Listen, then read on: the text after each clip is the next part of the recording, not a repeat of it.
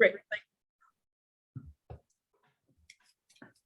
I'd like to invite or welcome everybody to the March 8th Blue Horizons Community Council meeting.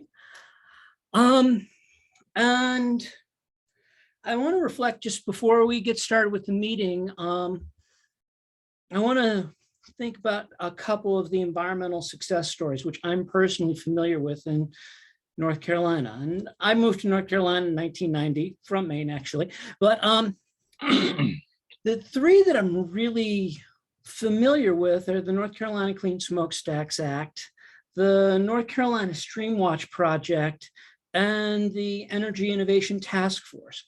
Because each of these groups, they came together out of necessity by putting unlikely partners in the room and forming partnerships. I mean, with the Clean Smokestacks Act, you had the Canary Coalition and the Department of Environmental Quality, at the time, North Carolina Department of Environment and Natural Resources. You had Duke in the room, you had the West North Carolina Alliance, you had all these groups that came together and formed this unlikely partnership, focusing on what they could do to make the air cleaner. So all of the efforts and partnership were focuses on positive actions. Similar with the Stream Watch program, and it actually, I think the Western North Carolina Alliance, or it could have been Mountain True by then, they wanted to have better storm water monitoring. So it became this community effort where people would adopt streams. They take the water samples, the division, we analyze these, the department analyzes these water quality samples.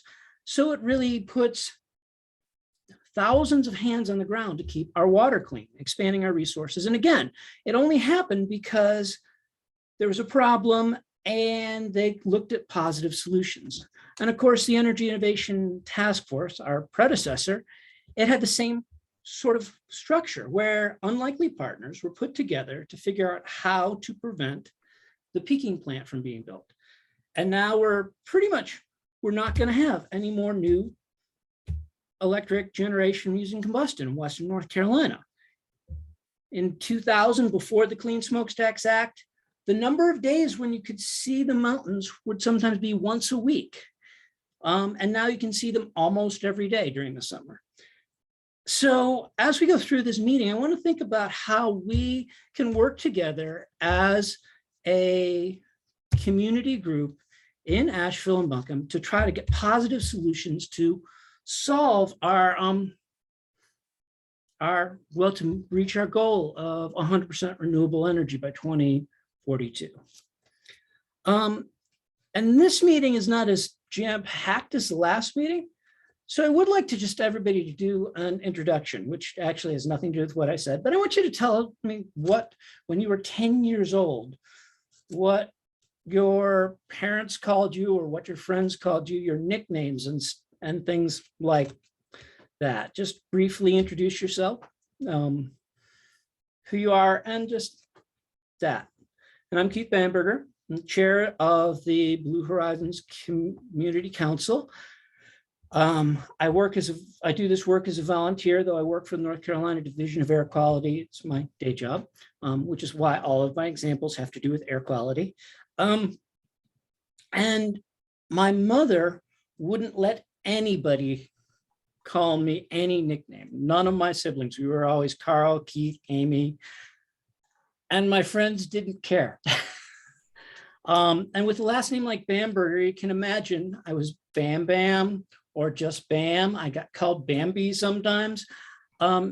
Hamburger, Hamburglar, all of those things off of my very descriptive last name. Dave, why don't you share? And just to be clear, are you asking all BHPCC members to introduce themselves or everyone? The BH, great. The community council members, yes, please. I'm Dave Erb. I'm an automotive engineer specializing in energy and emissions. And my parents also chose all of my siblings in my name so that they could not be easily turned into nicknames. And my mother was enough of a force of nature that my friends did not cross that line.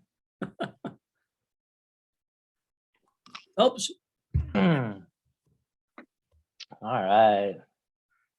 So one nickname my cousins gave me was Flips, but a really funny one, kind of embarrassing to me still for some reason, is when we used to play paintball in the woods, and we got these radios that we were going to use that never really like worked when you wanted them to, but we had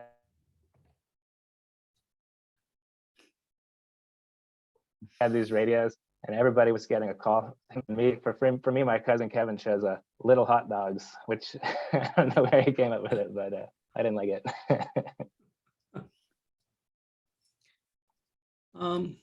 Chris? The origin of the nickname is still elusive even to me, but my nickname was Lenny growing up, and many people of a generation older than mine always made Lenny and Squiggy type references that I had no idea what they were talking about, but that was me.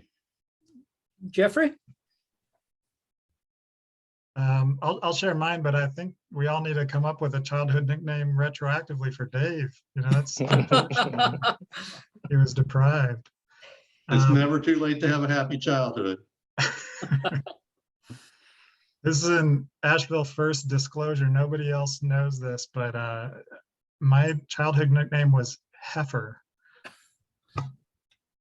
I grew up in cow country in Kentucky, so that was me. We'll have to hear more backstory on that. I'm sure there is some. It's really boring. It was just Jeffrey shortened to Jeff, then Hef, then Heifer. That's really all it was. But there were plenty of them around. So That's good. Michelle?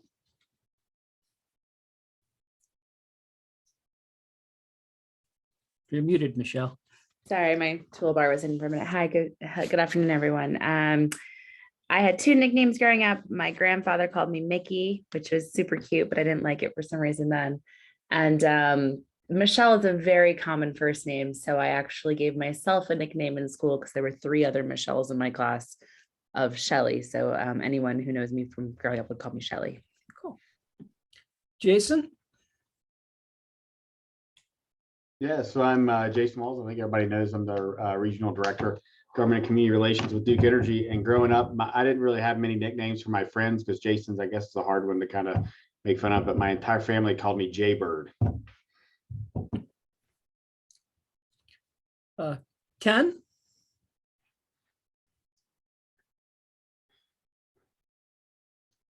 Yeah, hi everyone, Ken Nelson, President of Blue Delta Energy. And the one thing I'll say about my name, it's technically Kenneth.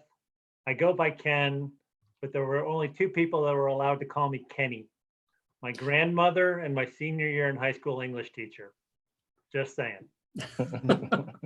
So now we know how to get on your bad Got it. side. All right, well, thank you for sharing that. Well, let's move into the meeting. And first article of business is approving the February meetings, or discussing and approving the February meeting minutes. And I'm sure you all got a chance to look at them. Is there any discussion about them? Any corrections, anything that we need to address or do with those?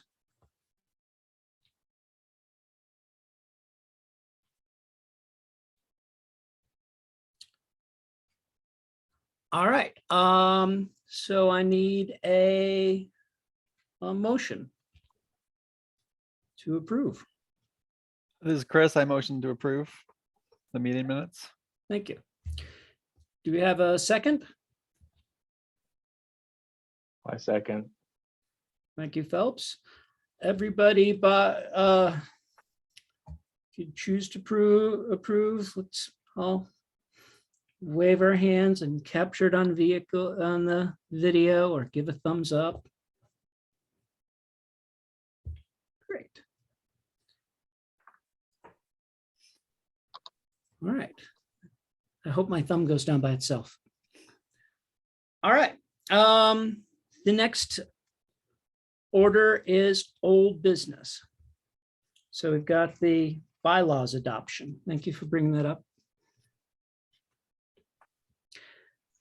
And Yeah, we just need to formally adopt these. I've made no changes since the last time. But we just did not get around to adopting them last time. And to remind everybody, there were changes or just really defining things about the way the organizational work, how the voting members got on and off of the panel, how we rotate through, some articles about discussion and elements like that. I can't remember if there's anything more. Is there any discussion on this issue?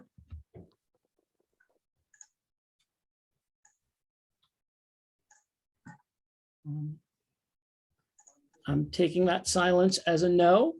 So we need motions.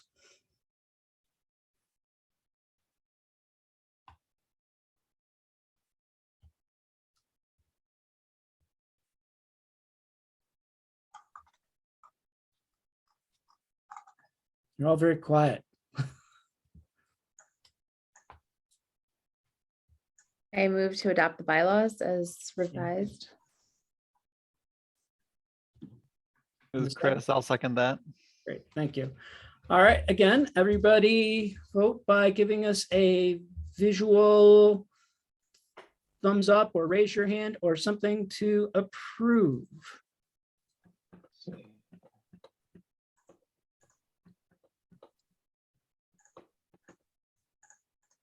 So,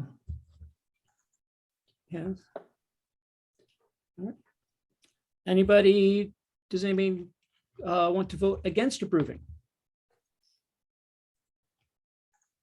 All right, so our bylaws have been passed. All right, next we're going to move into our discussion about the net metering proposal. And we've had a lot of really good discussion about this online and virtually.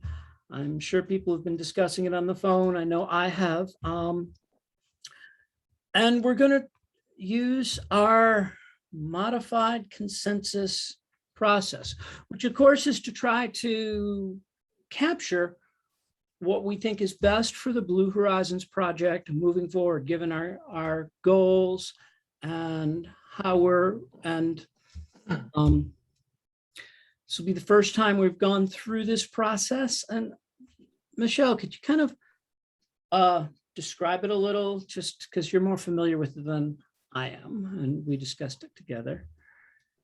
Sure. So as we've written it, you vote, and it's really 1 is complete agreement, 2 is agree with reservation, 3 is, have some serious reservations but won't oppose, and 4 is just oppose. So the discussion really happens around the 2s and the 3s. If you are a 2 and you really, the 3s get to air their grievances first, because those are people who probably need to have some amendments made in order to support a measure. So there is discussion there. If you're a 4, you're not going to budge. And if you're a 1, you're already in agreement. So there's really not much to be said about those votes. So this is meant to bring us closer to alignment. So that's really the design here. And it's a quick temperature check. Of course, if we can't get to agreement, then we would move into our, I think it was 2/3 vote to pass the measure. Keith, I think you're muted. Thank you. I want to bring up one thing that's a little bit different than the assumption we were going on for much of the last month is that we would need to make any sort of comment by the middle of this month, or in a week, actually.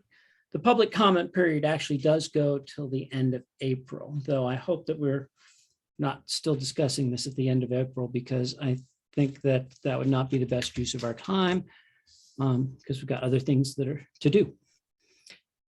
So Michelle, do we start by going person by person and having them make their comment or their one through four vote? Keith, is it safe to assume that folks would prefer that I go ahead and recuse myself prior to the discussion and vote? I think the first move would be recuse disclosure of any financial interest. So I think Jason, you're representing Duke on the call. So of course Duke has a financial interest. And I don't know if others do as well. So I think that recusals and disclosures would be important before you vote.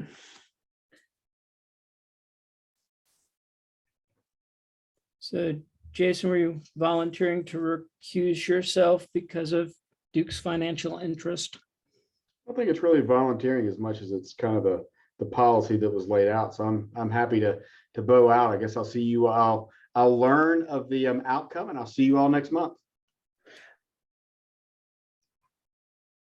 Okay. Is there anybody else who feels like they need to recuse themselves from the voting process? I was not aware that recusal meant just leaving the whole meeting. I thought recusal just meant not voting. I But think that's Jason's choice. great, Yeah, I think he understands that. got it.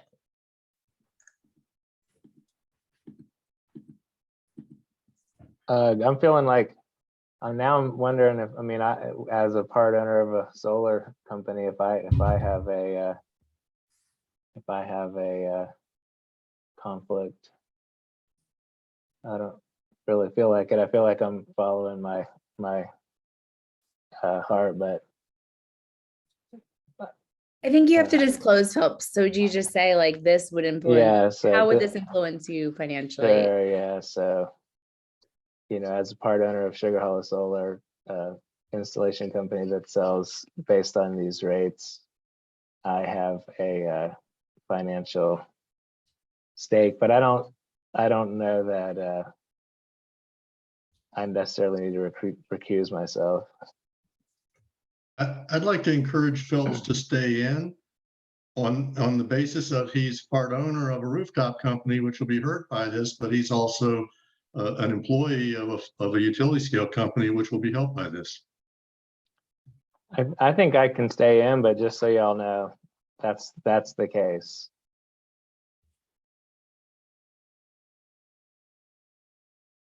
I think we could safely make a blanket statement that everyone has a financial stake in the outcome of this as ratepayers. You know, I mean, I think I particularly am a solar, net meter customer. So, I have a stake in the outcome of the utility commission's decision, and others on the council probably are net meter customers as well. It's, I do think this is expansive enough that it impacts everyone. But I appreciate Phelps, you disclosing that fact, but I don't think it disqualifies, my opinion is it's important that we have opinions about it, even if we're all financially impacted in some way. Could I call Jason and invite him back into the meeting? I just texted him and basically asked him, I said, do you want to be a part of this discussion?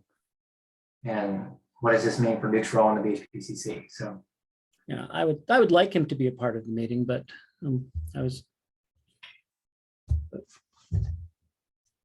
okay, I'll let you know if he responds. all right, great, thank you.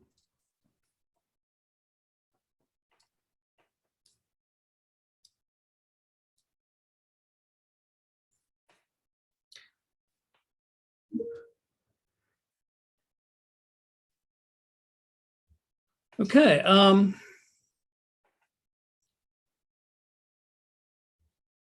so as I said, I'm not really familiar with this process. So should we ask everybody who is a for who doesn't support writing a letter? Well, let me define the options first.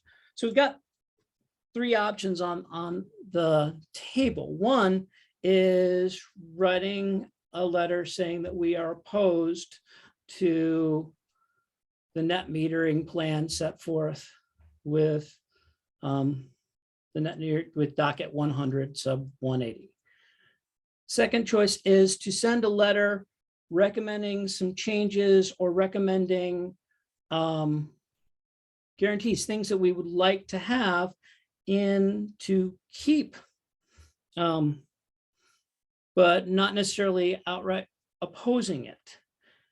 And then third choice is not making any comment at all.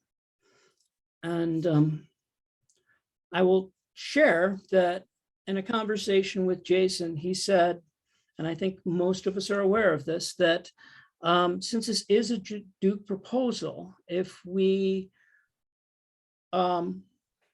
choose to send a letter opposing docket E 100, that he will have to leave the committee.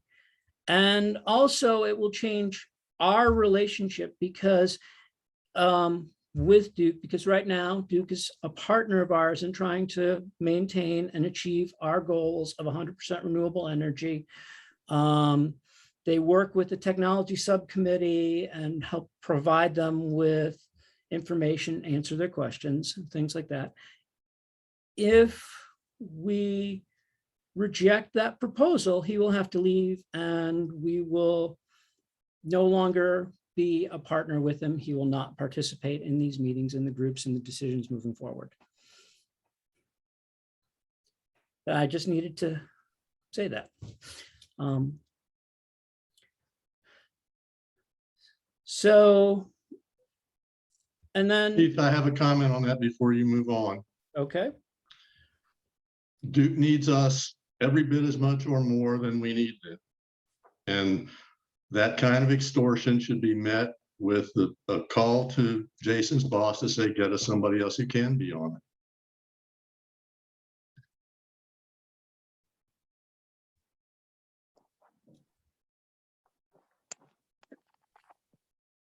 all right. So do we want to proceed forward to a vote about how to respond to sending a letter to Duke to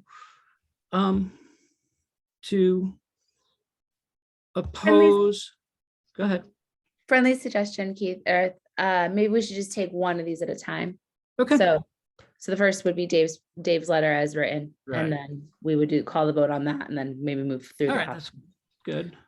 And if we're gonna look at my letter as option one, that is not a negative opposition. It says, do the right thing. I mean, the final paragraph is request that Duke get an independent study of rates instead of just taking Duke's word that they've done this rate study.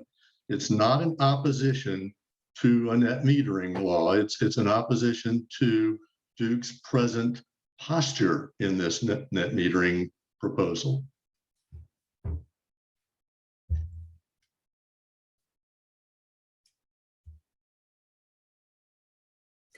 But it is recommending that we ask them not to, the Utility Commission to not approve docket E 100 as it's currently written, correct?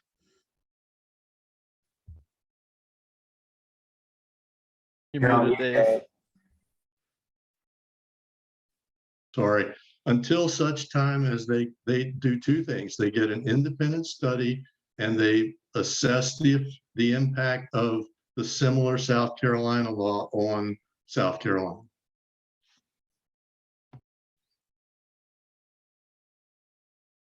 And I'll remind everybody, our backs are not against the wall for getting a new net metering protocol. That doesn't have to happen for 5 more years.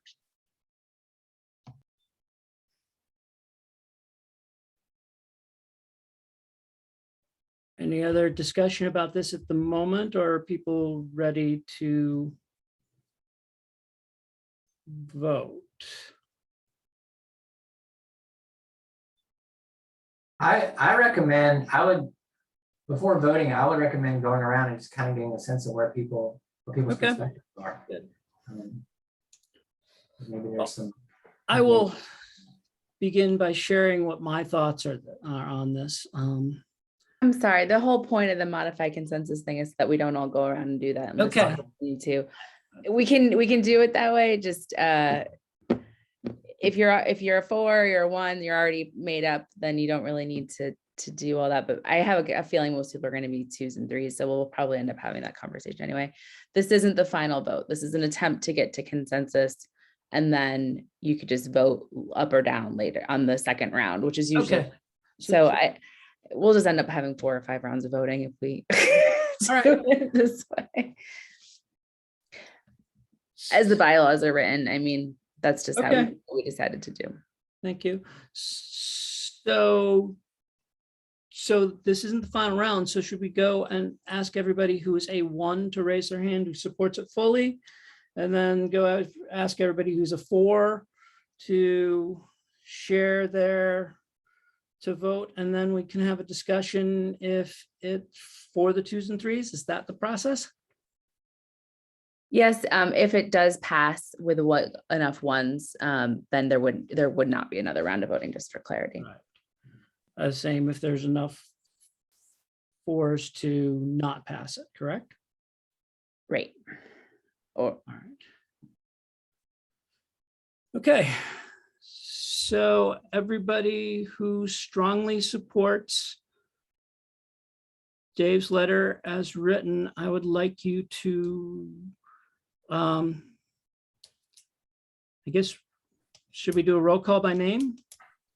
might work best just to put your number in the chat, then it's recorded and Okay. easier to monitor. That's how I've done it before. You could also do just No, that's a great show idea. hands. Temperature check is sometimes how it's done, but it might be easier to monitor if it's in the chat. Does everyone have access to the chat? Great. All right.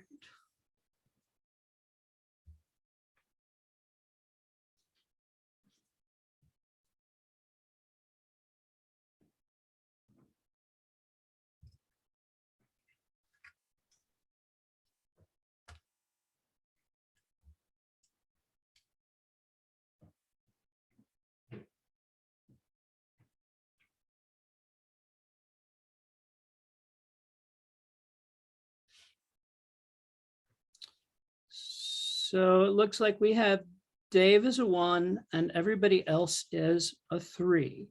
So to redefine, we have serious reservations. And so we need to discuss those reservations and see if we can come to a resolution before moving forward, correct?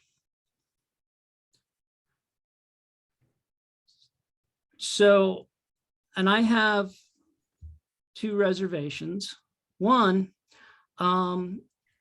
is for the Blue Horizons Project Community Council. It really, really is our partners in this, Duke in particular, but also all of the groups signed on. They will, I'm worried with the partnerships that we have because we've been working with them long-term as partners. And I'm worried that that partnership will not be possible afterwards. I don't think Duke will consider us a partner at this because they came up with this process with people who are involved in the solar community. And I think that will reduce our ability to move forward. The other thing which with the letter, I think that if we send up any letter, I think it really has to be about positive solutions and things that we can do to move forward. And I'm not sure that I see that there's some of that. I don't see that it's really strong. And that needs to be the most strong part, that we're looking for solutions to these problems. And so we can have these conversations with Duke, with others in the future. And I'm worried that this letter and the tone of this letter will eliminate that. There is also, how will the city react? Because we have to run this through the city. We have to run it through the county. And those are just practical details. But because our activities are are funded by the city and county. So we have to make sure that they are happy with this partnership also, and the actions we take. Those are my 3 reservations. I do worry, and I made it 3 because I do worry that this, as it's written, will really make rooftop solar much more difficult. And rooftop solar is a part of our plan moving forward. I took too much time to say that.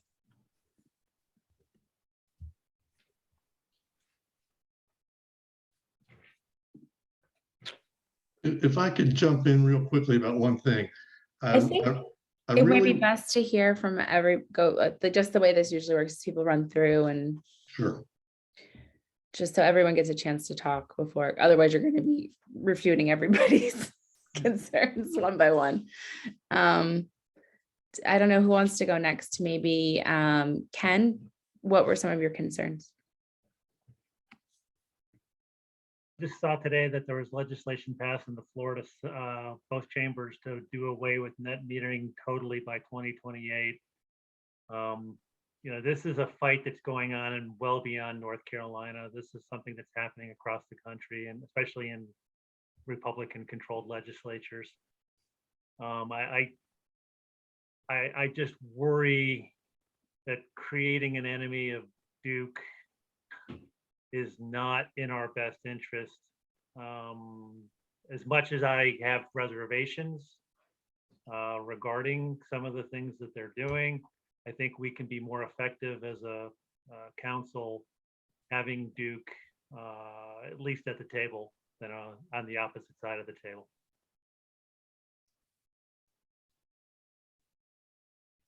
Does that put me up next?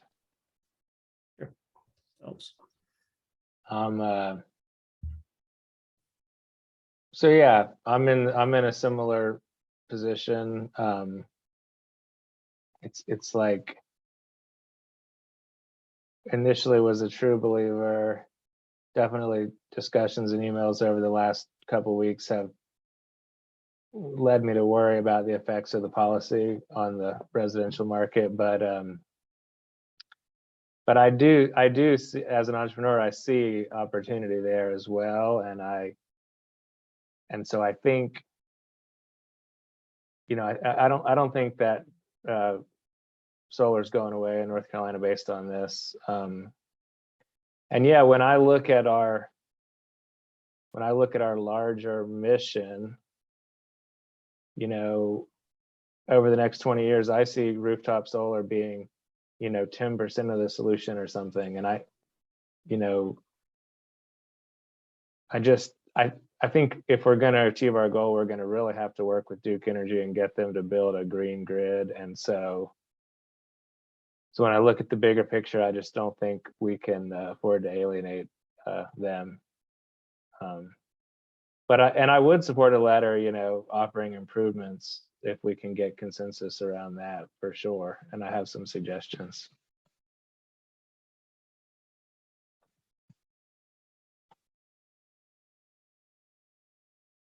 I'll add something, this is Chris. My observation has been that we've kind of been articulating technicalities and what report said what, and digging apart models, and to me it seems like we're straying away from the intent as to whether or not we want to say something productive about the legislation, because we don't know if it's going to destroy the market. People who may just be able to afford a solar system, they may not be able to do it, but people who are more affluent likely will continue to install solar. So being speculative in nature, doesn't seem productive. And if I was going to offer anything as it relates to the content, would be request a third-party study to back up their assumptions, and please keep the incentive and leave it at that.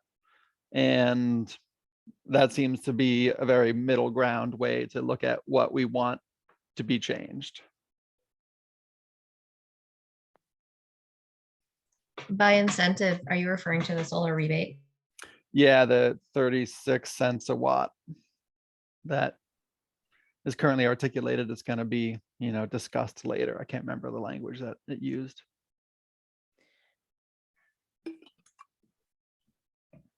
Jeffrey?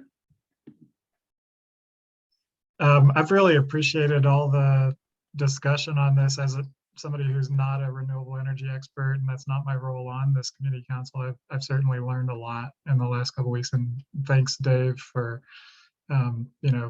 bringing this to my attention. I've been paying attention. I really agree with what Chris said. I think that making some suggestions to really clear, simple suggestions to improve the process seems like the best use of our efforts. And one thing that's absent from Dave's letter is the grandfathering that comes up and some of the other materials we've been looking at. And I think that's kind of an important provision, is strengthening the grandfathering for existing net metering customers.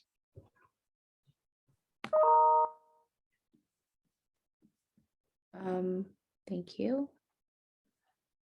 First, I want to thank Dave really for his strong advocacy and his doggedness in opening our eyes to this issue, because I do think is some serious flaws in the proposal as written. And I hope that the council actually does send a letter.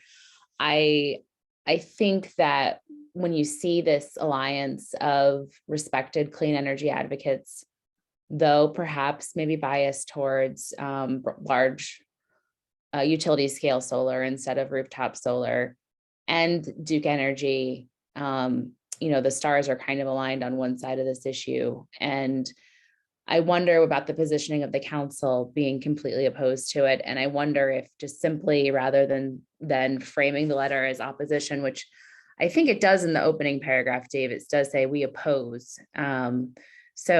And it's a simple turn of phrase, but if that helps appease our partner Duke at the table as well, it seems like we can still clearly communicate our ideas and get some of the technical details that you've crafted here, maybe some additions from Phelps and some that are also in the version Keith put together some ideas.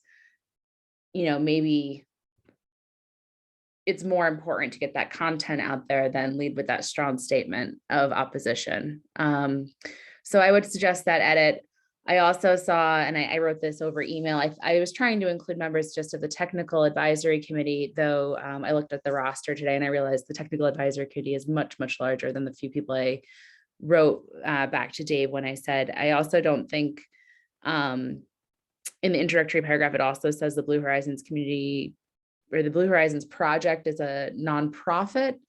I actually think it's stronger to name what it is, which is it's a collaborative space of public and private entities and community leaders. So it is not in itself a nonprofit. So that's another edit that needs to be made.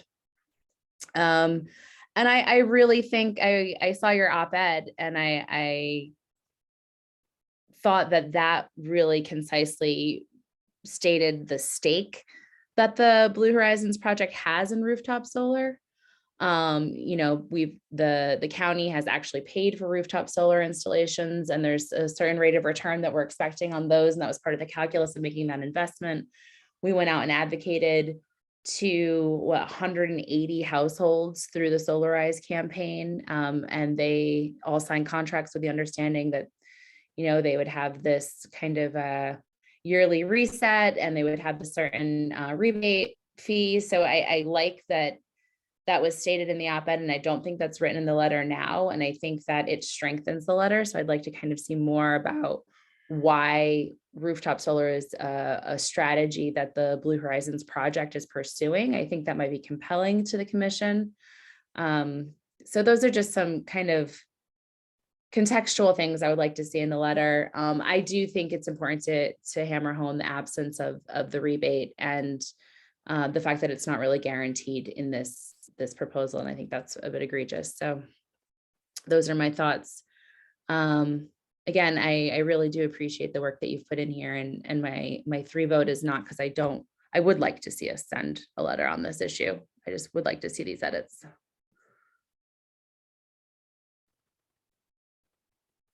I just want to point out that Brownie's on the call now too, in case Brownie wants to make a comment around this. Hey everybody. Yeah, I appreciate the discussion around this as well. And I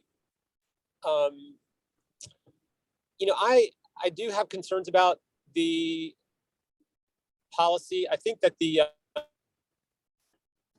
I think the groups that have worked on this are great groups. We've got a really strong community representing the renewable energy industry and the clean energy, advocacy community in the state. So, my starting point for thinking about this was, definitely, look, those folks have worked on this hard. Obviously, they're working to get the very best net metering policy that they can, right? I mean, that's why they exist, and they do a great job on that stuff. It doesn't mean they always get it right? I mean, whether they've struck the exact right balance on this, I don't know. I mean, obviously they think that there's a good strategy to go into get to the utility commission if there's an approach that the clean energy community and the utility can both sign off on. So it's not just the same that it has been in so many different states. But their initial information states that for the vast majority of residential installations, the payback period would be very similar to what it is today.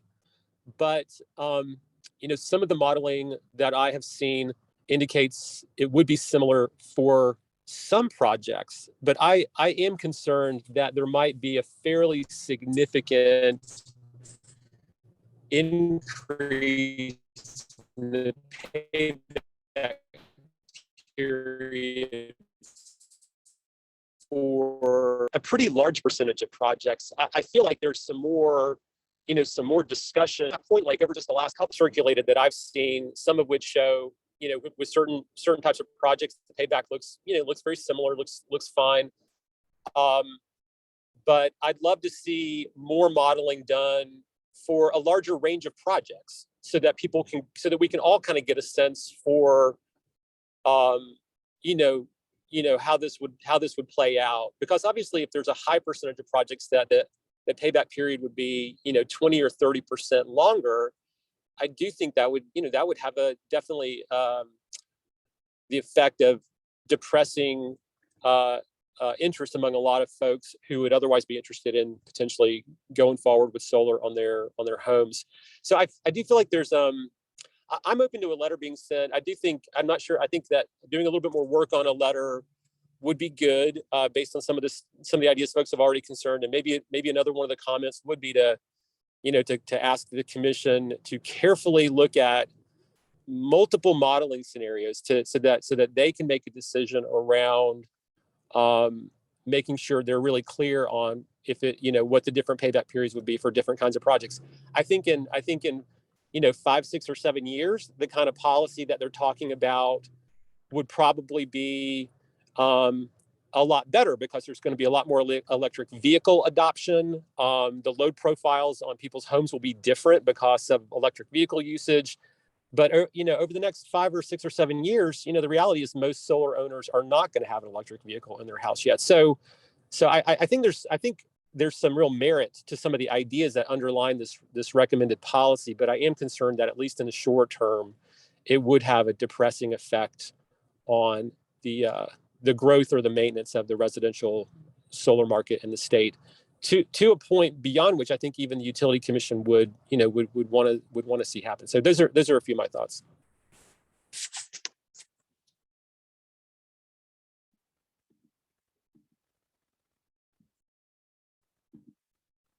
So based on that discussion, it really sounds like we do want to send a letter. We want to more than outright reject, but we want to emphasize changes that we would like to see in the policy before they approve it, including collecting extra data so we have a better idea of what the actual effects were, and as recommending to the Utilities Commission that they go through that sort of study before adopting. We want to make sure that they have the incentive solar rebate, that is part of the process. And we want to ensure that grandfathering is put in, especially as a commitment. Is that a good assessment of what we discussed? And some slight edits to the opening paragraph. I do think that it's really important. Again, this is me speaking in that we focus on positive changes. And I think reaching out to establish stronger partnerships is really valuable in a letter like this, because it's only through those creative partnerships that we get innovative solutions to our problems, and keeping that discussion up and expanding the people we're discussing these things with. That's how these innovative solutions happen. In my not entirely limited experience, it's through getting people to the table to talk. And so if there's a way that we can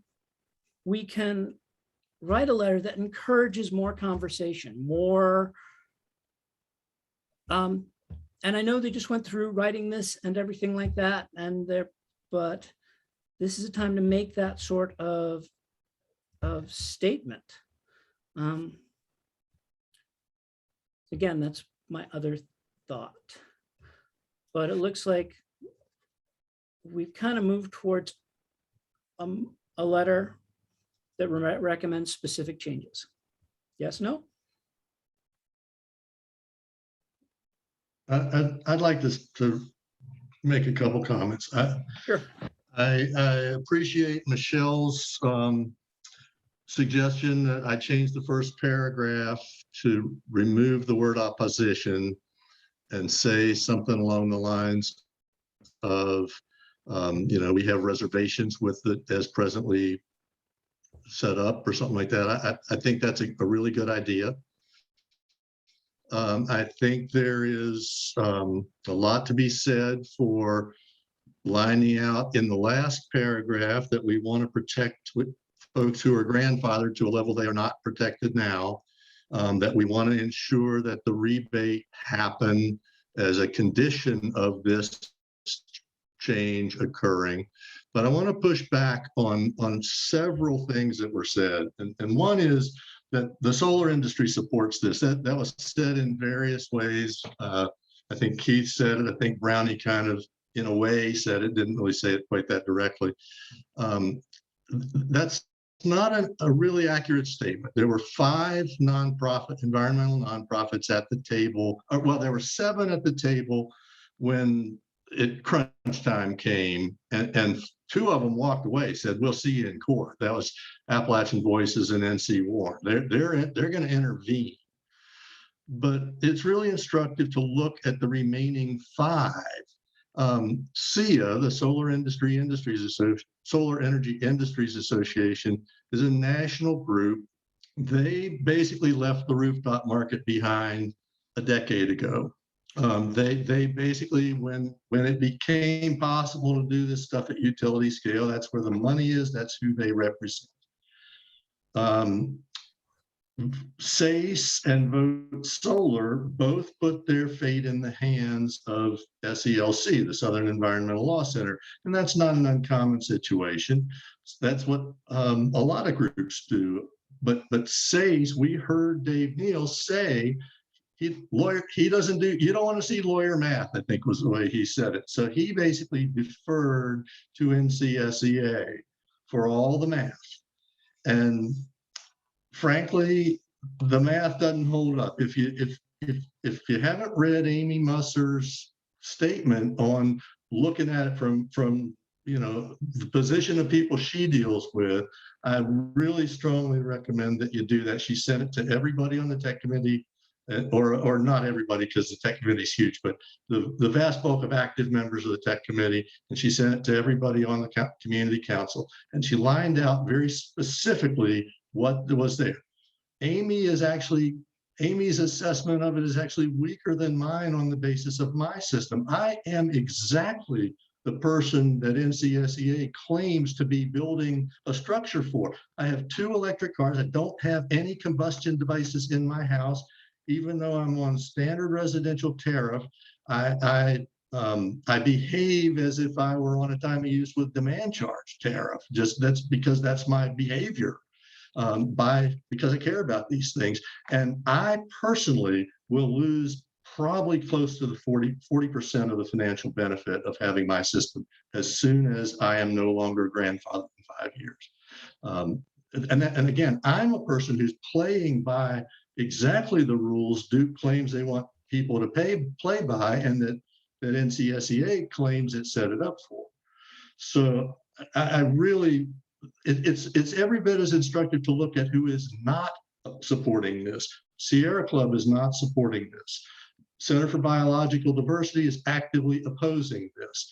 EDF, NRDC, World Wildlife Fund, there's a huge number of gigantic environmental organizations that are either not in the discussion like Sierra Club or opposing it. SACE, who signed on to this one, is actively opposing a similar thing in Florida that Ken alluded to.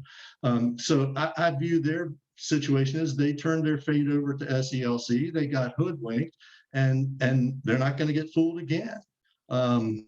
So I'm all for changing the intro to say we have reservations instead of we oppose.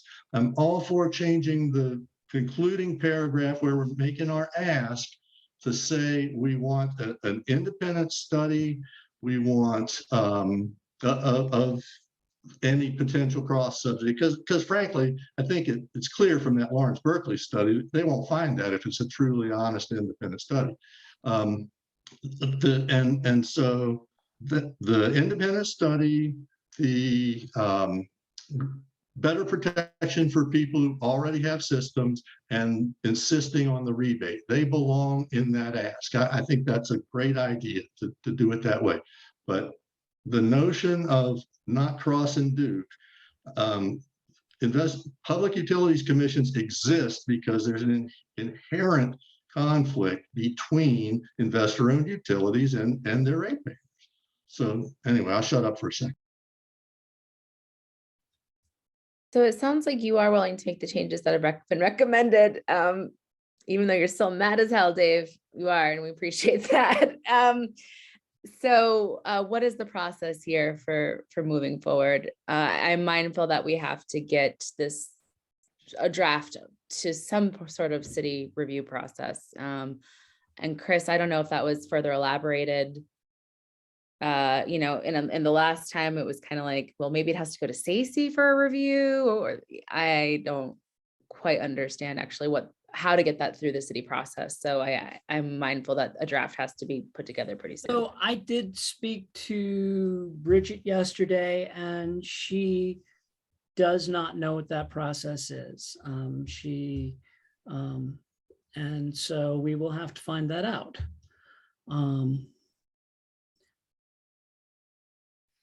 So Is there a county process? Can Jeremiah weigh in here that would need any approval channel?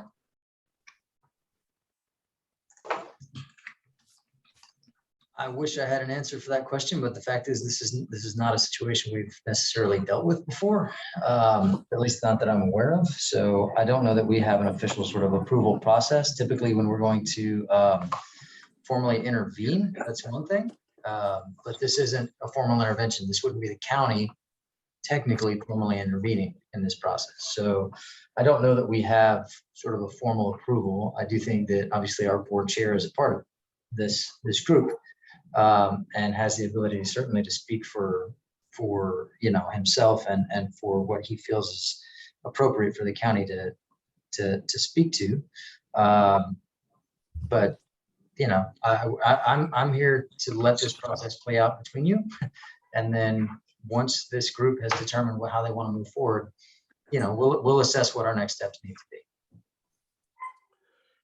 Yeah, and I'll add, I'm not aware that any county review is necessary. Jeremiah, we can check with the county manager and the county attorney just to double check that, but I don't see this as Buncombe County government adopting a position on any issue.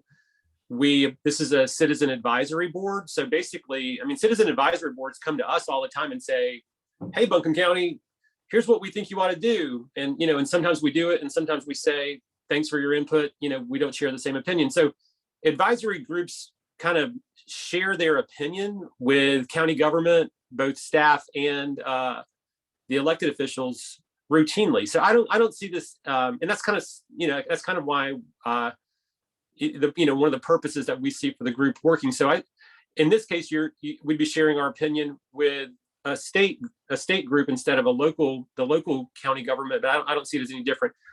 So anyway, we'll double check. But as far as I can see, if the group decides to send a letter, it represents this group. It doesn't represent Buncombe County government. So I don't think there's anything that needs to happen at that level.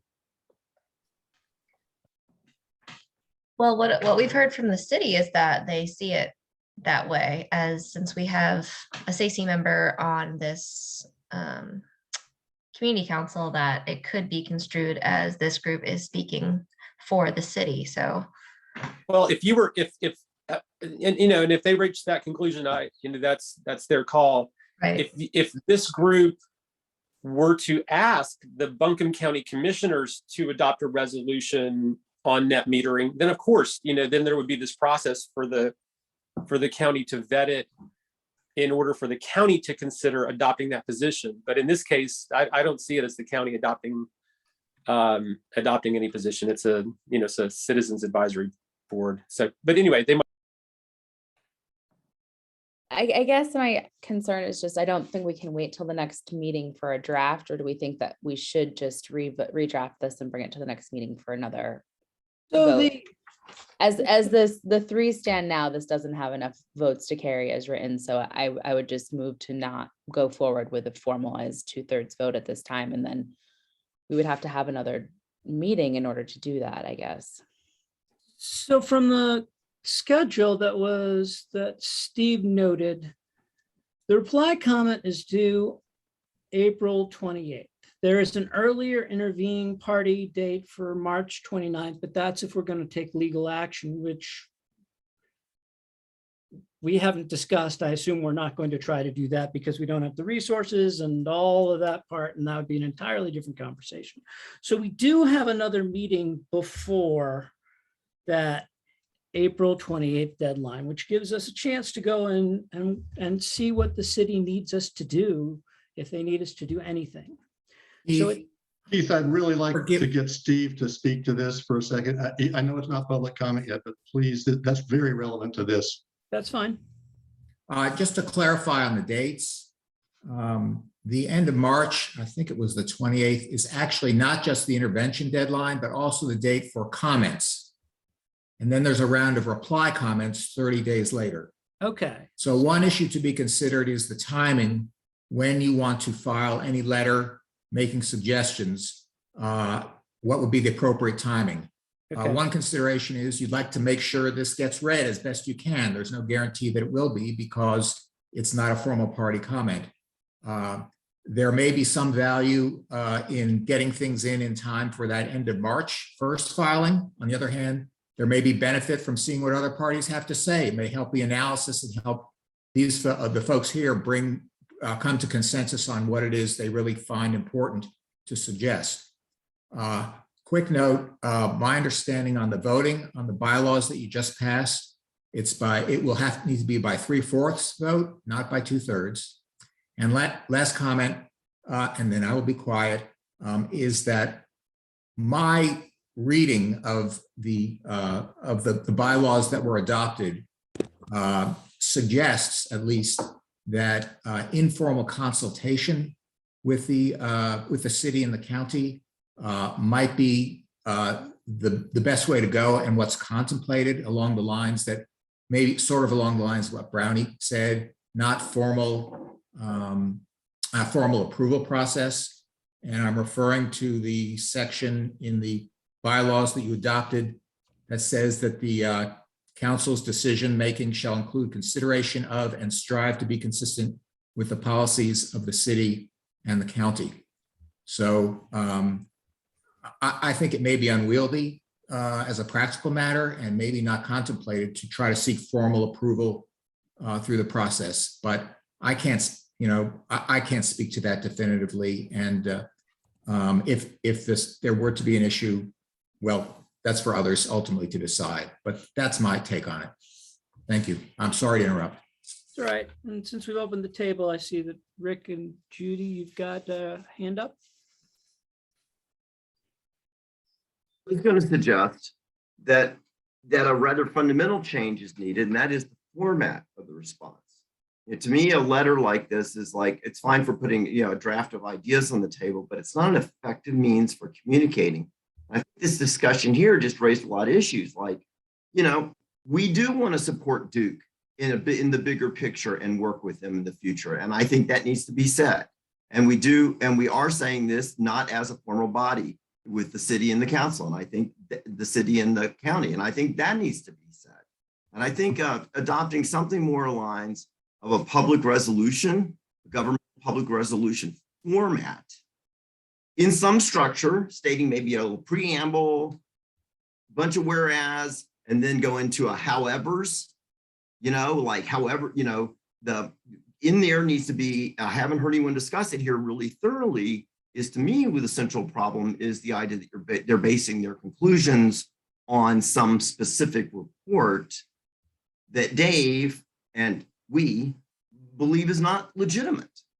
And I think so you need to get really, and I think changing the format allows you to get that clarity and specificity and then work out just the dot points and then the order of the dot points and how they're presented. But it lets you address all these issues. It makes it clear to people like Duke Energy that we're not doing this to oppose them. We just fundamentally believe that the basis of this analysis is bogus.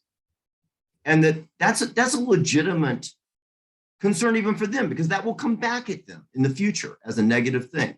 If it fundamentally is, and a next report comes out next month by NREL or whoever and goes, you know what, all that stuff about the solar costing everyone else stuff, that was bogus. And that's the reality of the situation we're in. And I think you need to get that clearer than a letter can ever do. Good thoughts. Thank you. And Brad? I just strongly recommend that we do something in terms of assuming that it doesn't cause various members of the governing coalition or the founding coalition to have really big problems, that we do something to try to constructively recommend changes. Because look, from a strategic planning perspective, we've outlined what we need to do, and rooftop solar has got to play a huge part of achieving 100% renewable energy. Duke is going to have to double the size of electricity, or we're going to have to double the amount of electricity produced in the county based on our plan. If we don't produce it here, we need to produce a lot of that here, basically, because if we don't, they've got to build major transmission into the region.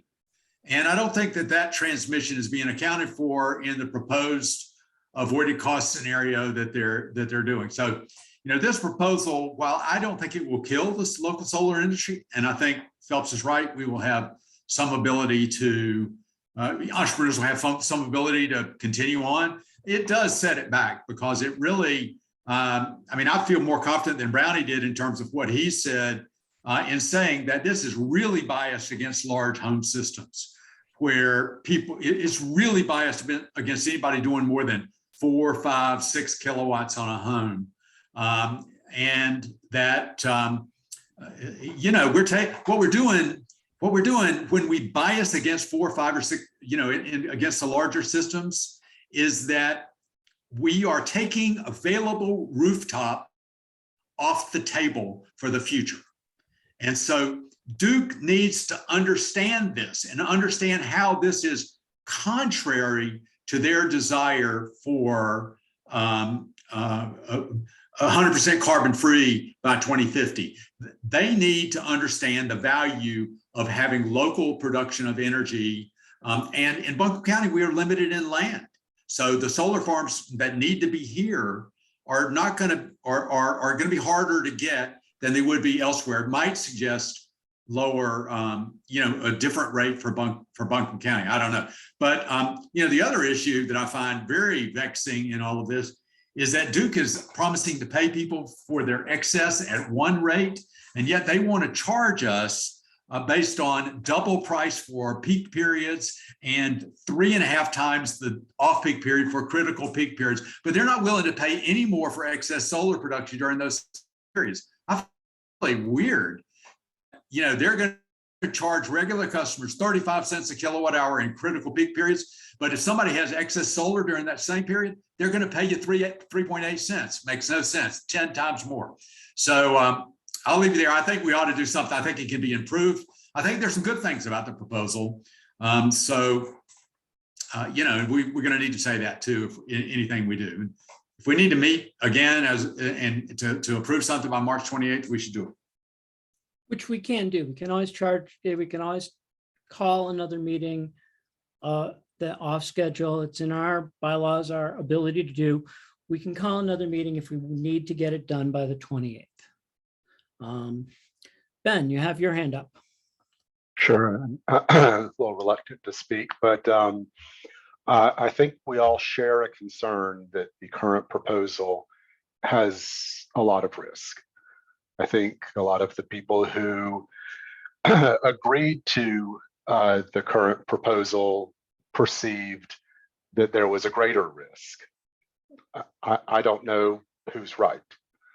What I will say is that we have to limit our comments to things that we know to be true, not things that we worry might be true, but things that we 100% absolutely know to be true. I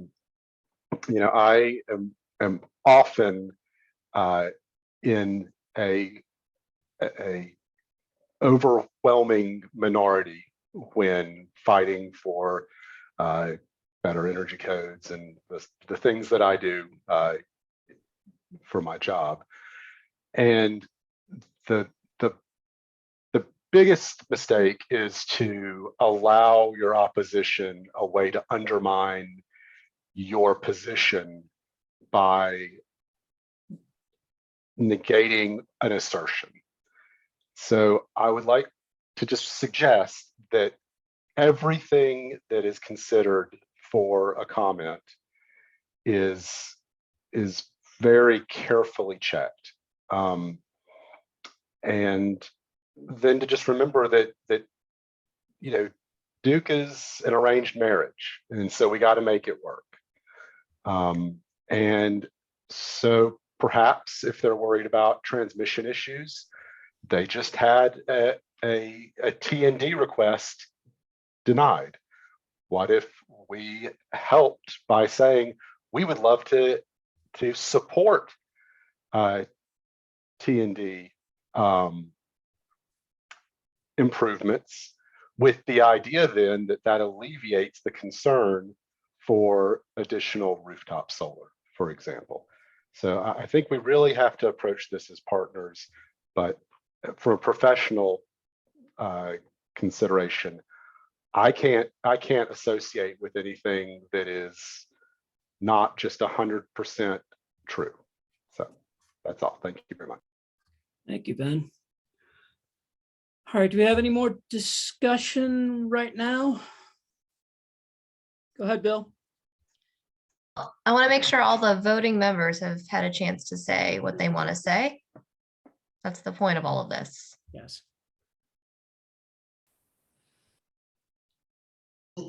Let's let, I have my hand up for discussion, but let's let Bill have his say. Okay. I just wanted to say that Duke is an important partner with us. They've got some very smart people. I've sat in on some of the shareholder meetings, some of the 6-7 hour stuff.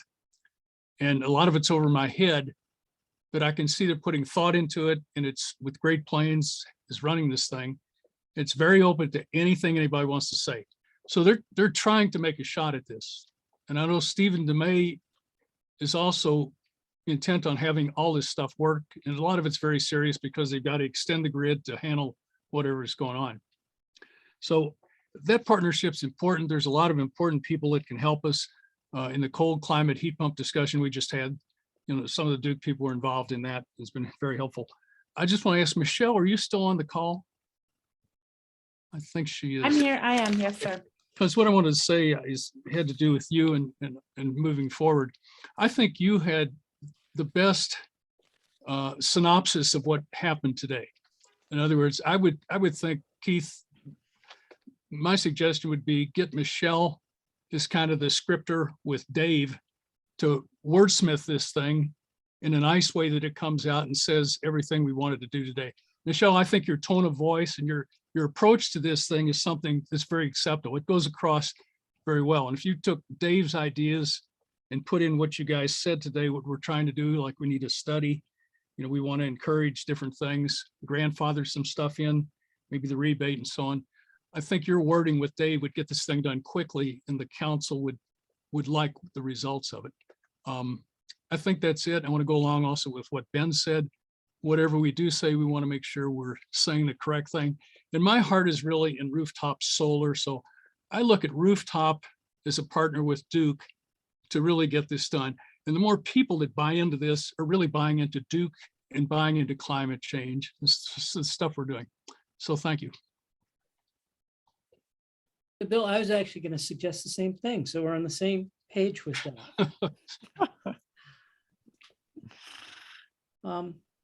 I don't know if you're willing to accept that role, Michelle. I don't know, but we're asking you, unless we're not asking you. I should let Does that sound like a good recommendation if Michelle will take that on from the voting members of the council? Let's give a thumbs up or a raise a hand if you think that's a good plan. I do need to know what our process is going to be in terms of deadline and goal of getting. So are we bringing this to a secondary meeting? Are we bringing this to the next meeting? I'm going on vacation on Friday and I am going to Florida. It needs to come to a secondary meeting because really we do need to be in by March 28th. That's my assessment also. We would have to have a separate secondary meeting, which we should probably set soon. I mean, the date, like by the end of this week, we should have the secondary meeting on the schedule, probably the week of the 20th at the latest. That gives us a chance to talk to the city, talk to the county, tell them what we're thinking, to kind of bring them into the full discussion, because there are some unknowns there. And if we have a secondary meeting, let's say on the 22nd, that gives us plenty of time to get the letter done, unless we find out that we need to go through more discussion with the city, and we'll try to figure that out this week so we can really move forward. That's the quick timeline, but that's what we need to do. Yes, no? I'd feel better if it was faster. But I'm out the rest of this week, so. And if somebody else would like to, I'm a little, sorry, Keith. I should be listening. Go ahead. Phelps. Well, I'm just a little worried. Does Dave and Michelle feel like you guys, I mean, I think, you know, I think we do have to we have to really look at the tone of the letter as written and really get it down to sweet and short. And I don't know, I would hate for you guys to waste your time. I mean, is there something else we can do to get more specific before we send you to the drawing board? Well, Phelps, I was actually thinking of you as a contributing author as well. You said you had some ideas. I know on the net metering call, you brought up some specifics around solar size. I'm not sure if those ideas ended up into Keith's proposed revision list. I know it was circulating. So I wonder if you might be willing to contribute. Yeah, I mean, yeah, I'd be happy to. I think I'd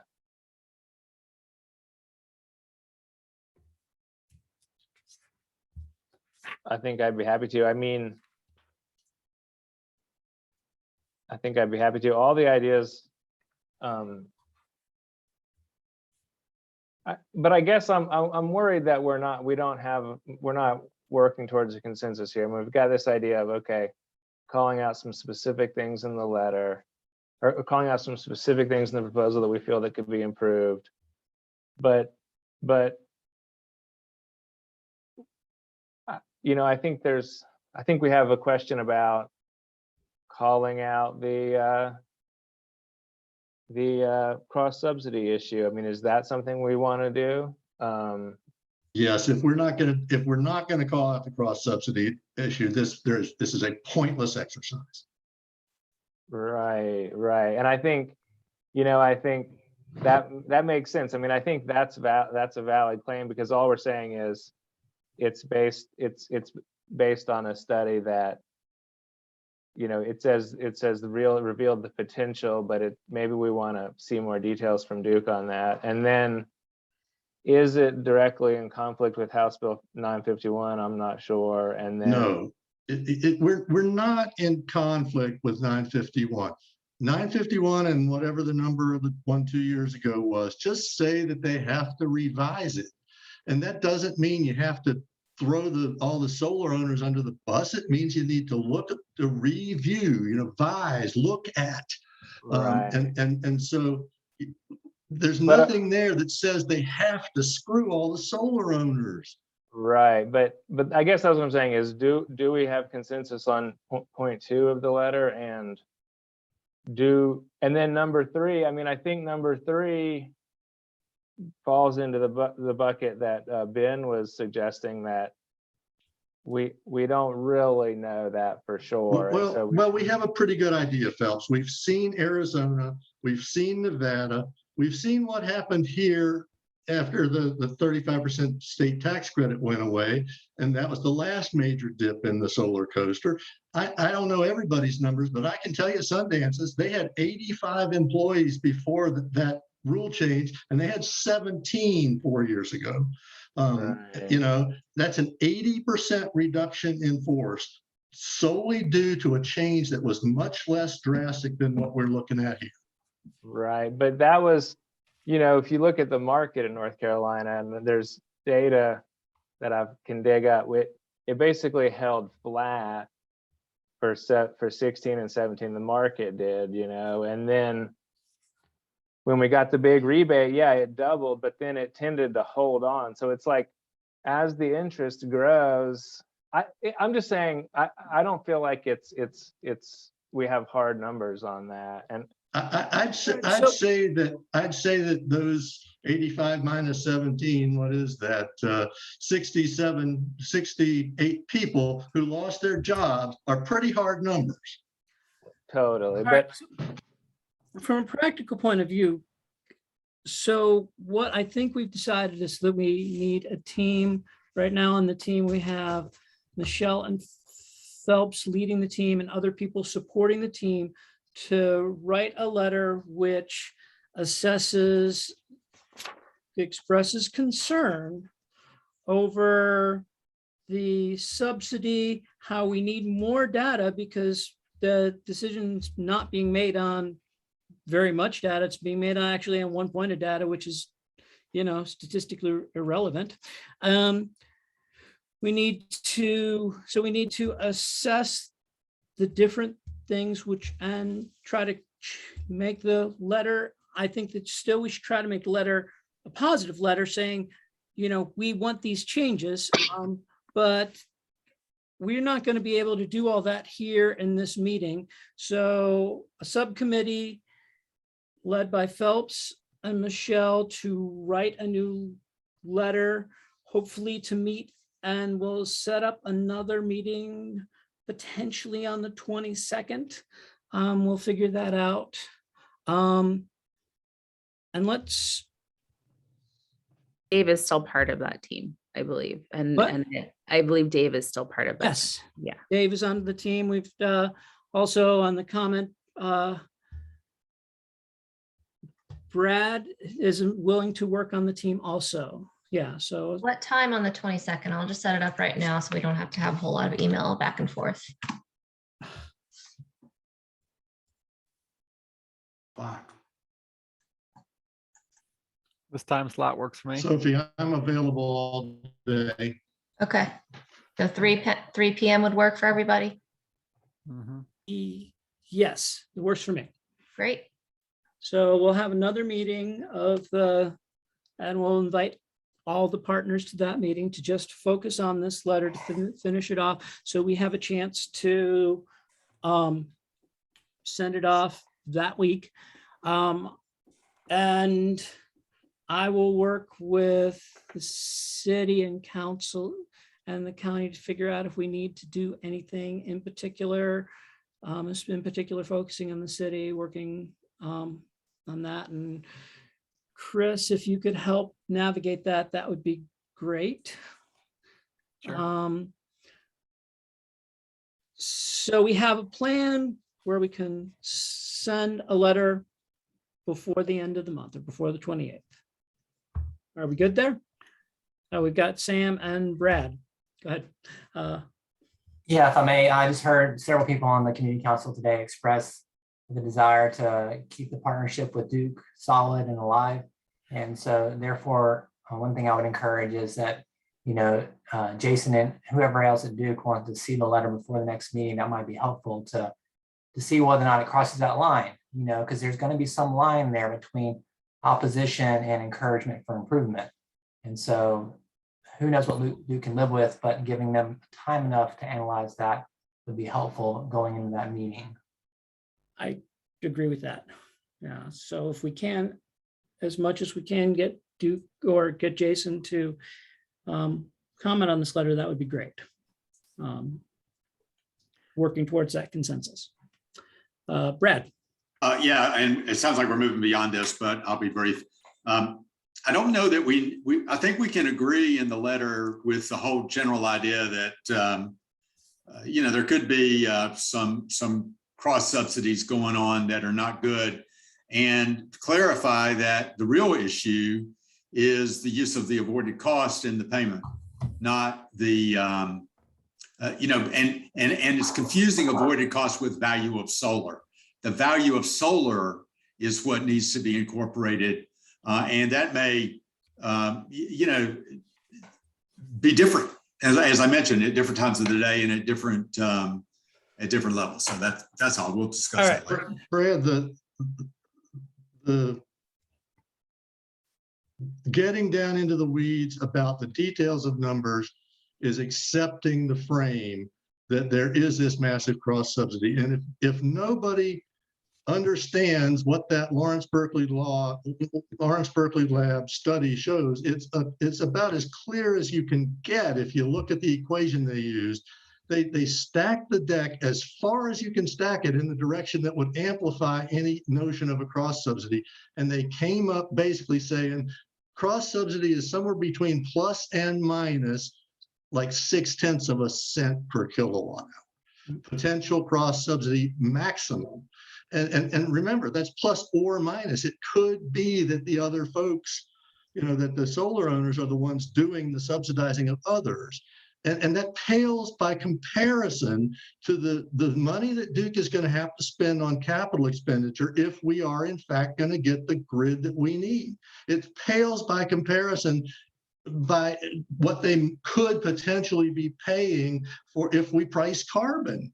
And so, and yet that's not even a piece of Lawrence Berkeley Lab's study. The beauty of that study is it takes that religious discussion about what is the value of solar completely off the table. And it says, here's a range of values of solar that rational people have suggested might exist. And within that range and the maximum projection you possibly see for rooftop solar penetration, and stacking all the assumptions in a way that says a cross subsidy would occur, what is the maximum range? You know, it's the getting into the weeds about whether the avoided cost should be 2.8 cents or 3.1 is just crazy. I mean, how many people on this call who have even read all the stuff that we've been circulating out there with the links? It just doesn't happen. So we'll certainly. I disagree. I've read it. I've read the LBL study. I disagree. We can take it offline if you want to. So yeah, we will have to take that offline because you look at that equation. So yes, please look. I have. Line for a discussion as we write the letter, as you're part of that, because you're both part of that team. Sophie, can you help facilitate with Michelle, Dave, and Phelps on scheduling that? Or if they want to do it themselves, that's fine too. How they want to do that. But we can also, yes, no? I can send out an email. Okay, good. Thank you, Phelps. It helps. All right, I would like to move on to new business. Can I say something real quick, Keith? Sure. I'm not sure if this was intended, Michelle, or if this was said and I missed it, but it would be great to have that shared document with the voting members so we can look at it and comment as it's being drafted, so we don't look at it cold before that next meeting. Sounds like a good plan. And Michelle, I think I already gave you editing rights to the folder on the Google Drive. And I can give everybody on the committee, or Sophie can give everybody on the committee editing rights to that folder. Right now, it's just everybody's got commenting rights. But so that's a practical thing, but we'll make sure everybody has access to that. All right. Next, the first item of new business is, do we want to meet in person in our April, what is it? Our April 12th meeting? Yes, no, maybe, assuming that COVID continues at the level that it's at. Could you give me a thumbs up for meeting in person in April? We will also figure out a way to do it as a hybrid, so we can also have people participate virtually. We hope. We've got we talked about this, and there are definitely some options to do that. Most likely at the Collider, or maybe possibly, I haven't talked to Jeremiah yet, at the 200 College Street. So we want to do that, yes, no, as a live hybrid meeting. Saw lots of thumbs up. Any thumbs down? That is Asheville City School spring break week. I may be one of the few that will not be here for that week. So, but if it's hybrid, I should be able to attend. Yeah. Forgot about that. All right. So we're going to be hybrid live next meeting.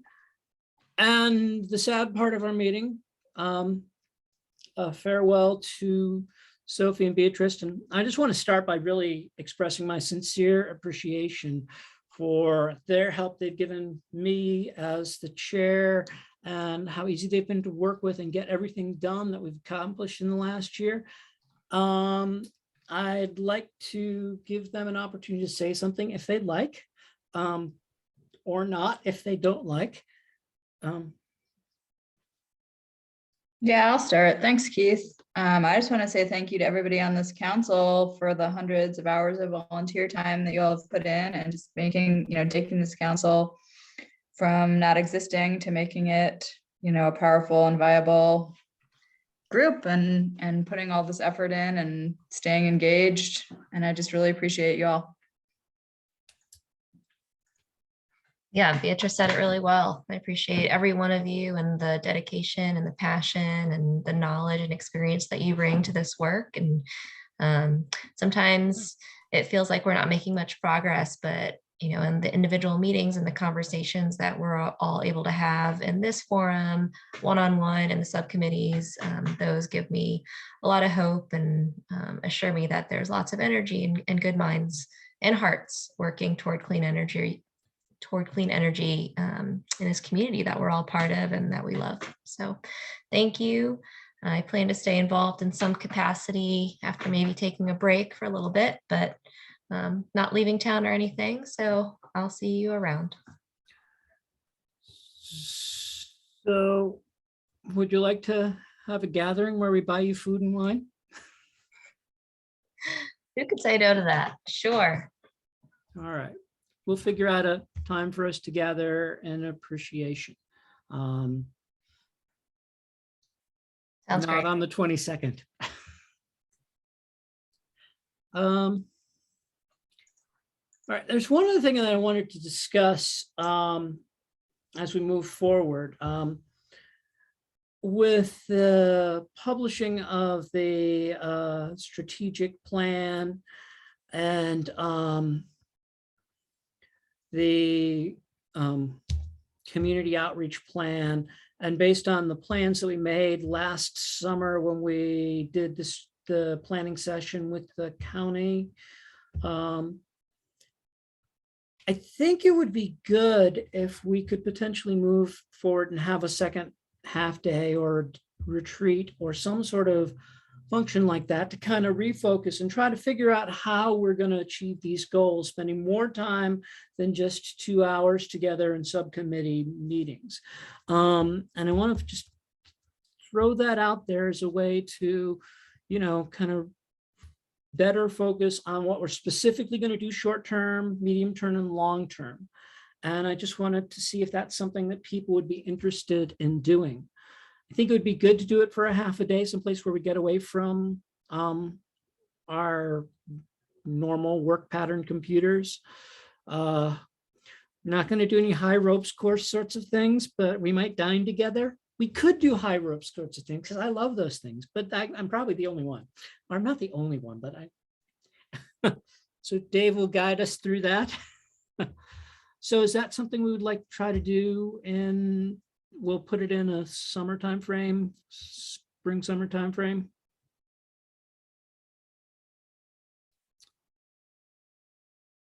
So those look like a bunch of nods. All right, so we will try to move towards that. Of course, so it's 4:20. 4:40. Sorry, 4:40. So we usually do the subcommittee standing and reports. So we've got some time to hit on the highlights there.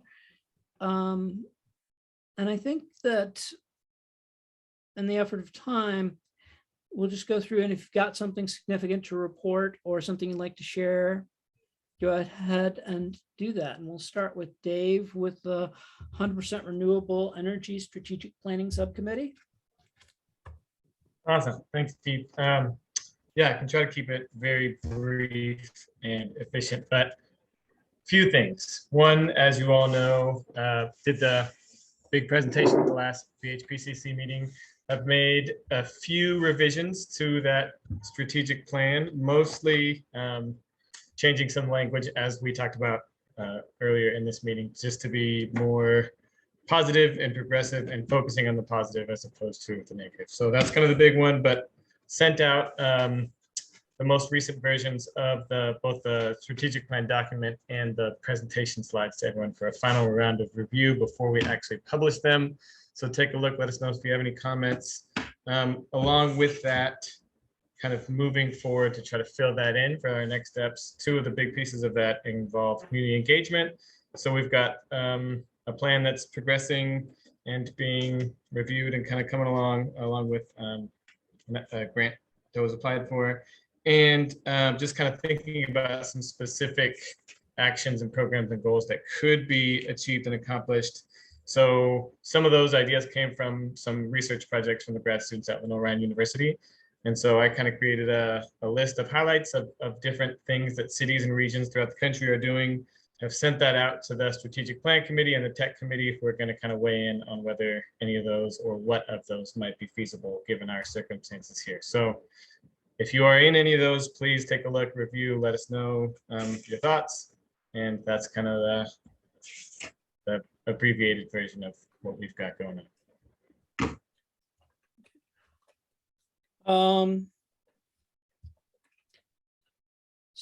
So fundraising with Sam. Yeah, the only two pieces to update you all on about the fundraising is that we have submitted an application to the city of Asheville for ARPA money to do the heating, repair and replacement program and more neighbor to neighbor solar. And we're waiting to hear back from the city. They should let us know in March or April is what they say. So yeah, that was for $360,000 to support low-income clients, energy efficiency and renewable energy.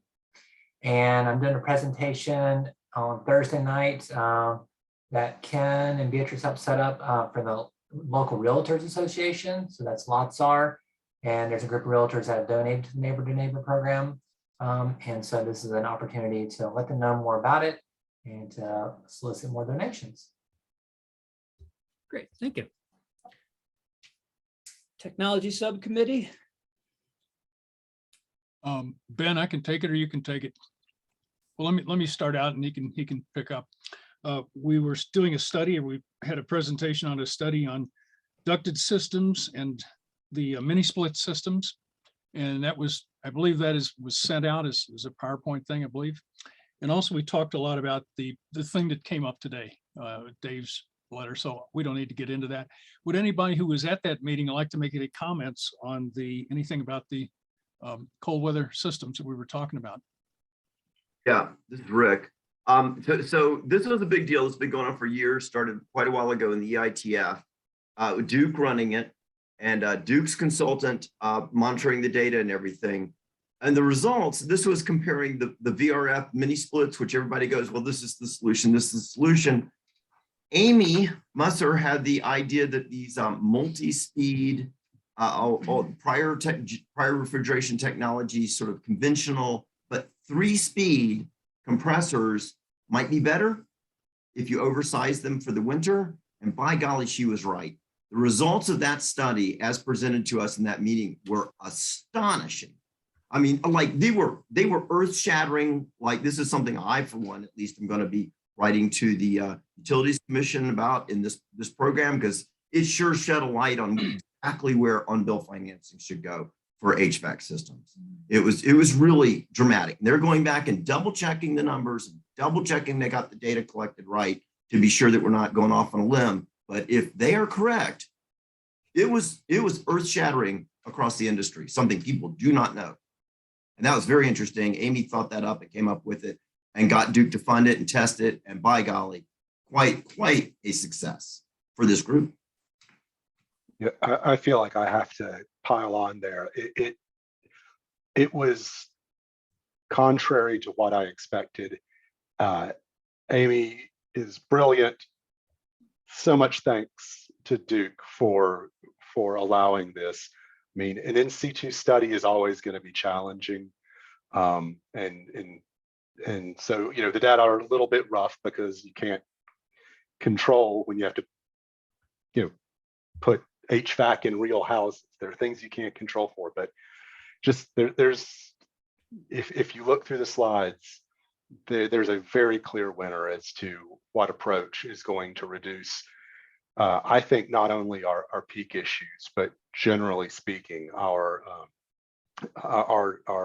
usage. I know my next system is going to be, a BRF or a multi-stage system. It's absolutely astounding, and so props to everyone.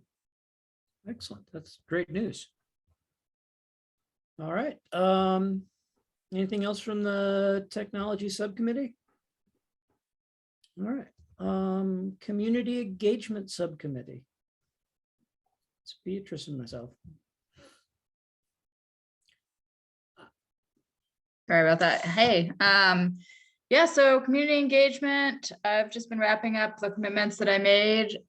Sophie and I did a energy efficiency for everyone lunch and learn last week, and it was extremely successful. We had people stay the entire time and ask really great questions. And now we have a recording of it on our YouTube channel. And I just really enjoyed doing it. I think it was, it was very fulfilling to be able to answer people's questions and meet them where they were. And I just think looking towards the future, I hope, when we consider community engagement, we'll just continue to try to meet people where they are and do work that can help people solve the problems that are happening in their life around energy. Yeah, so I'd be happy to share that with you all. But that's about it. Unless anybody else has something on community engagement.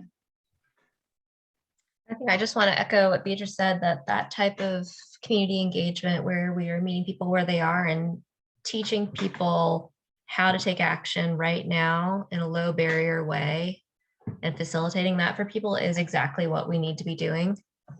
And I would encourage all of you to support that as much as possible. Whether that's volunteering to join in any of these presentations or events, or, just remembering that this is key. The average person is not really going to be able to keep up with the kinds of discussions and thinking that many of you are doing. And it's so important to meet our community where they are. They want to save money. They want to help the planet. They want lower bills. They want to be more comfortable in their own homes. And those are just very basic human principles that everyone can relate to. And the more we remember that we have so much in common with our community in advancing our clean energy goals, then I think the better focus will be on some really honestly easy measurable steps to get there. Presenting and sharing this information on energy efficiency for everyone is really like low hanging fruit stuff that, there's still so much that we could be doing. And yeah, I'll stop there. Y'all understand. Excellent.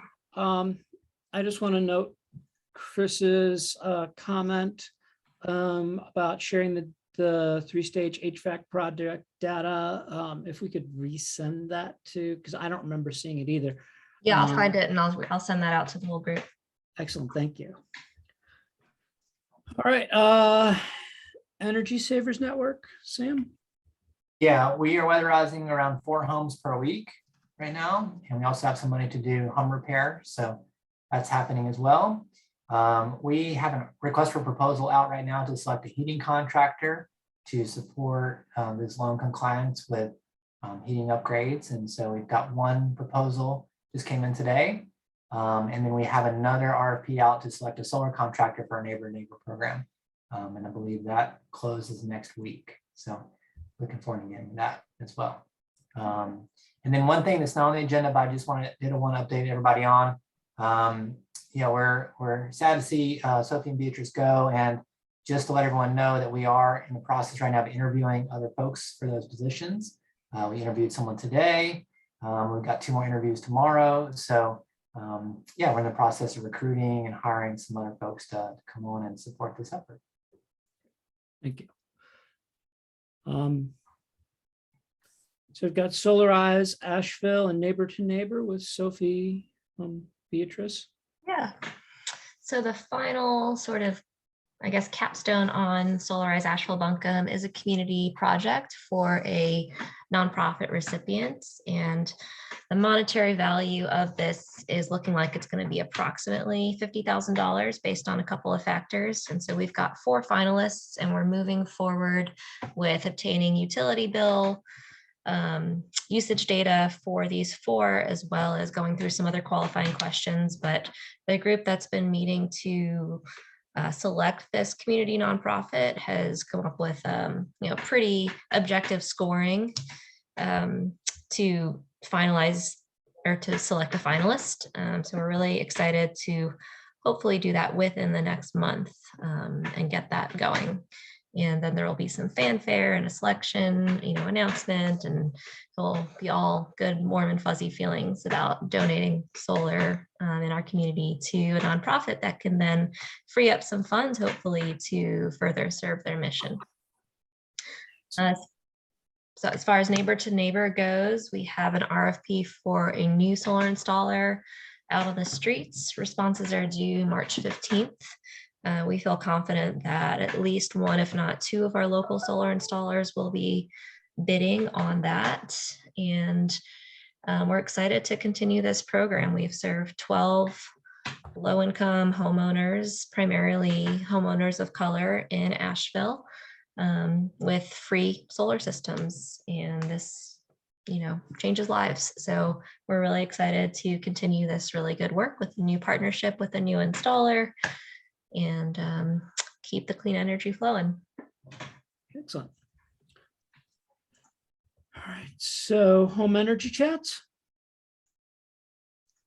Yeah, Bea, can you give an update? Yeah, I can. It's going really well. I don't have any huge updates on that. We're still doing 1 or 2 chats a week at least.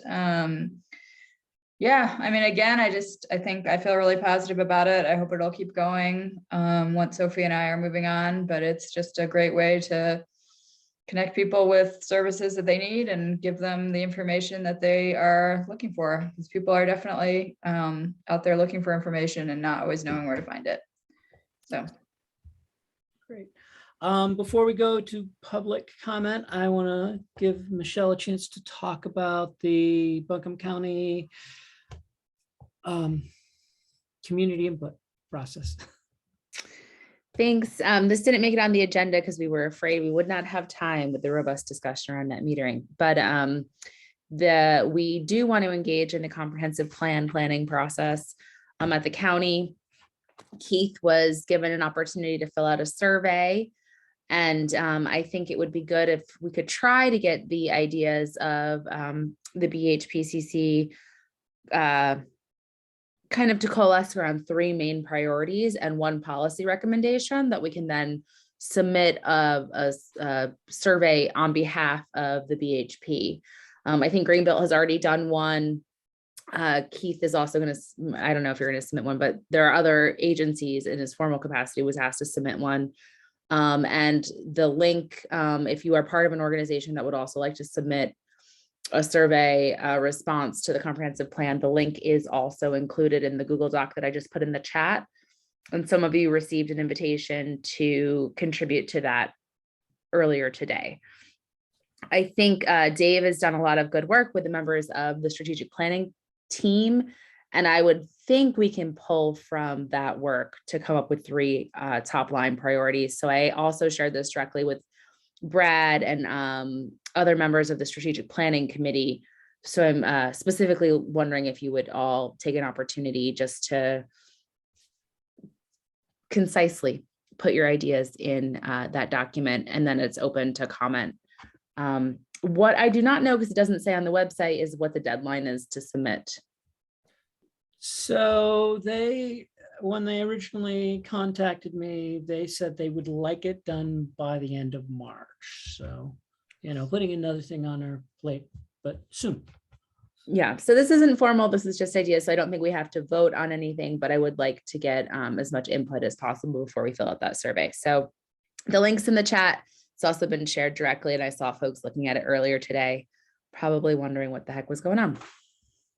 So one of the things that the county said when I spoke to them is that they want this specifically. There are going to be other opportunities for individuals to comment. Right now, they're looking for organizational surveys, and I'm not sure I didn't ask because I don't work for a business, but they didn't say whether or not this was for businesses. I think they've got another process for that.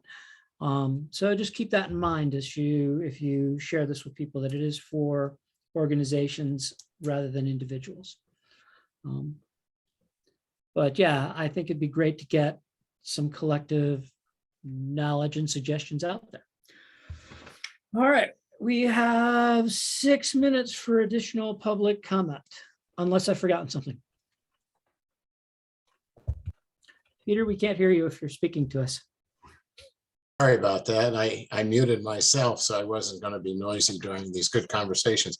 I just want to go back to applauding Sophie in particular regarding community engagement. Myself, along with a few other committee members here at Deerfield, a senior community of over 630 residents, I lead the committee that deals with this, and I'm drawing from the Blue Horizons and your good experience. And I oftentimes tell our administrators here, this is a great organization that involves Duke. I'm glad to hear that we're going to try to draft that letter on the NEM, very important. But I want to say, most important in our community that can be applied to this whole group and how effectively we're going to achieve our goal throughout the city, county, and dealing with Duke and other green energy issues is communication, community engagement. I get information out there, use LEDs, look at your time of use schedule, because we do have that. By the way, it's going to be onerous starting April 1. The only time we can really do anything off peak is going to be from 10 p.m. What is it? Well, my wife just closed the door. But anyway, it's largely in the night hours. You can't use your energy during the day hours. Most important. So community engagement is, you got to just keep communicating. And along with that is the importance of what Dave Gordon is doing on strategic planning.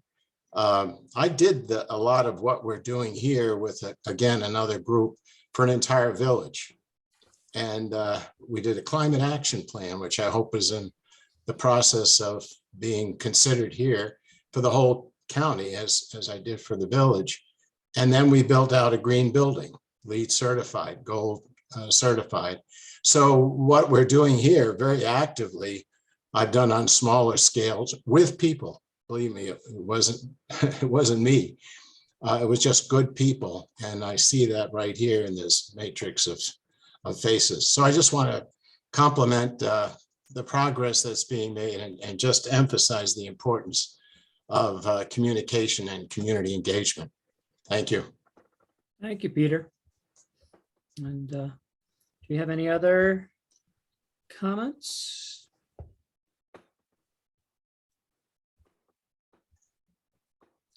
Steve. I'd just like to wish Sam good luck with the impossible task of replacing the two who are leaving. Thank you. Yeah. Good luck and prayers and all the things you can think of to, find the right people. Be helpful. I just wanted to compliment the whole group on coming together today on a topic that I thought was very difficult. And I wasn't sure where it was going to land. But it's good when people come together and work together that these things get worked out. We appreciate that, Bill. And always end up better in our experience. When you get a team together and you get different people's points of view all involved, it always ends up better in the end. You'll end up impacting more people and affecting more change.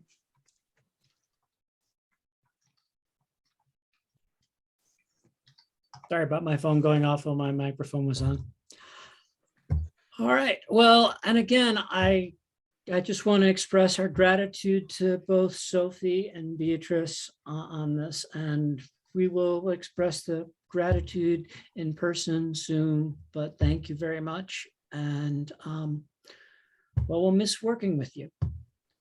Yeah, same here. And you may see me still at the April meeting because depending on the hiring situation, they still might need me to set the meeting up and run it and stuff. So maybe I'll see you again, and definitely in person to celebrate. So thank you and have a great evening, everyone. Thank you. Everybody have a great, and thanks for a great meeting. And I'm going to stop the recording.